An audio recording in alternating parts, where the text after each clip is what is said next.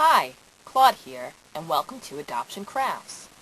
You didn't know there was Adoption Crafts, did you? Now there is, because you need to know how to make your Strange and Mournful Day ribbon badge. What's Strange and Mournful Day? You haven't heard? November 30th is the day when all mothers of adoption loss, adoptees too, and anyone who supports us can wear the purple, black, and white ribbon badge to say, hey, we recognize that adoption sometimes just isn't so much fun. So I'll teach you how to make a badge so you could wear one too. Mark your calendar, November 30th. Now, Strange and Mournful Day is brought to you by Origins USA. As you can see on our website, originsusa.org, here's the Strange and Mournful Day ribbon badges. If you're not a crafty kind of gal or guy and don't want to make your own, you can go to www.originsusa.org and click here for your free ribbon badge. Then you can send me an email telling me where you'd like your ribbon badge mailed to. If you want to know more information about the Strange and Mournful Day, all you have to do is type in Adoption Awareness Month on Google and hit News.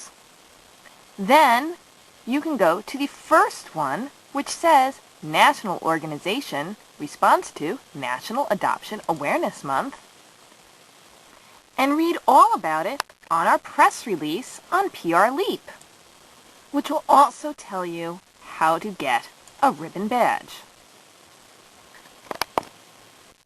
Now, these are the ribbons. As you can see, they're very, very exciting. Purple, black, and white. I've pre-cut these ones here, but they are in general about 6 inches long. The black one's slightly longer, then the purple, then the white. Also in varying thicknesses. But you don't have to do that if you don't feel like it. It really doesn't matter. You can make it your own ribbon badge. Now what we do first is take our black ribbon. The purple ribbon goes on top, like so, and then the white ribbon. Sometimes they're a little slippery and just a mite bit tricky too. In any case, once you have them done, then you have your option of how to make them all stick together. I am the master of the glue gun, and I have had my handy-dandy glue gun warming up. So it's ready with some nice hot glue. But as you can see, all you have to do is get them laid out and folded. At that point, you can, pardon my arm, and go really easy with a straight pin.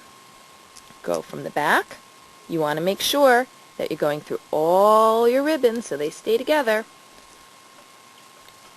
And there you go. Easy peasy pie. Then all we have to do is trim our edge.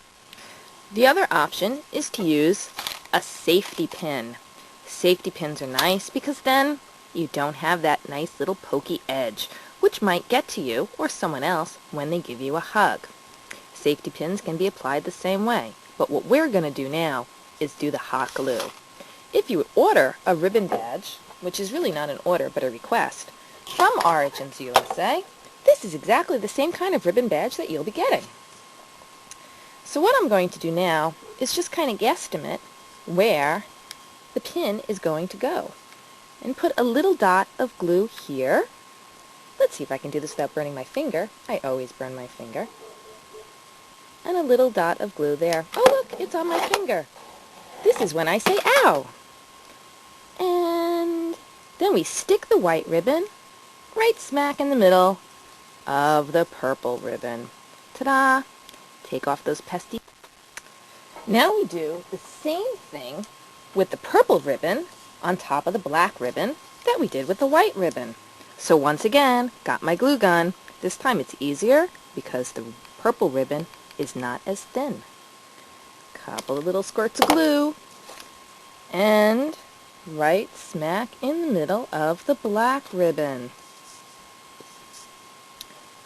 I'm going to take it off the paper now because my black ribbon is sheer like a mourning veil, and therefore it's sticking to my white paper. Blow on it. to make it cool off quicker. Now, if I if I fold it, then I could even stick it together like that, because my glue is still kind of tacky. But what I'm going to do now is decide where I want the fold. Yet another little dot of glue.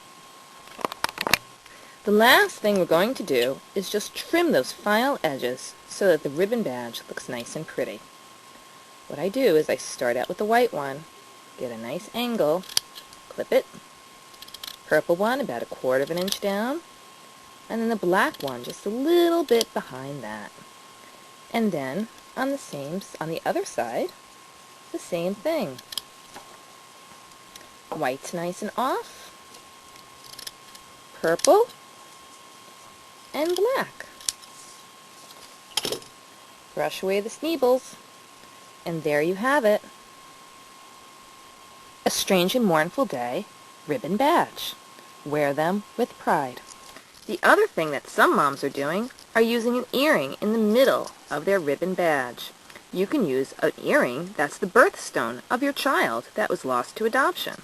But the earring, very easily, just goes right through the middle and the post sticks out the back, and then you can use that to apply it to your clothes or your sweater or whatever it is, with the handy-dandy little earring back. And don't forget, if you lost your earring back, you can use a pencil eraser.